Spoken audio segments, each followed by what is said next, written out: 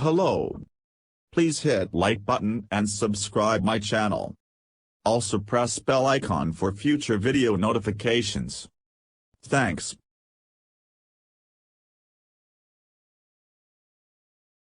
The International Olympic Committee on Tuesday issued recommendations for the gradual return to international competitions for Russian and Belarusian athletes, with President Thomas Bach saying their participation works despite the ongoing war in Ukraine.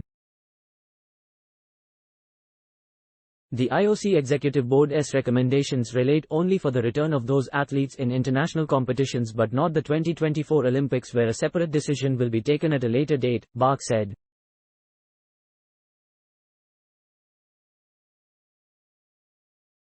The IOC had sanctioned Russia and Belarus after the February 2022 invasion, but it is now eager to see athletes come back across all sports and have a chance to qualify for the Paris 2024 Olympics.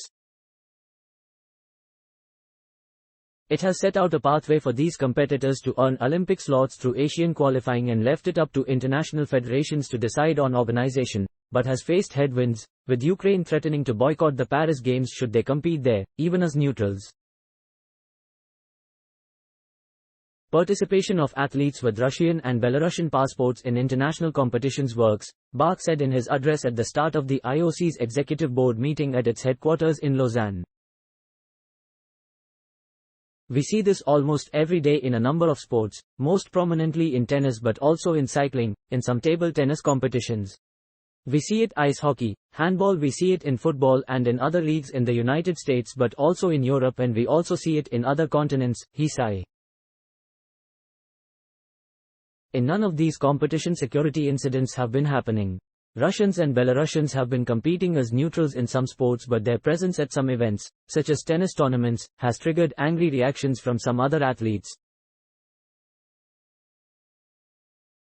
IOC recommendations. Bach said the recommendations for events organizers and sports federations to follow include Russian and Belarusian athletes can only compete as neutrals, with no flag or anthem.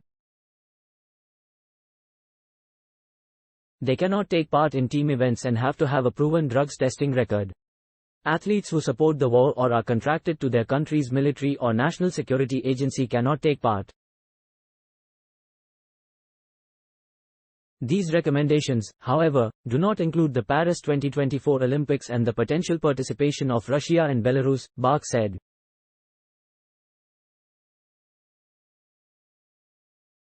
The IOC will take this decision at the appropriate time at its full discretion, without being bound by results of previous Olympic qualifiers, Bach told a news conference after the meeting. Thanks for watching. Please subscribe for more sports updates.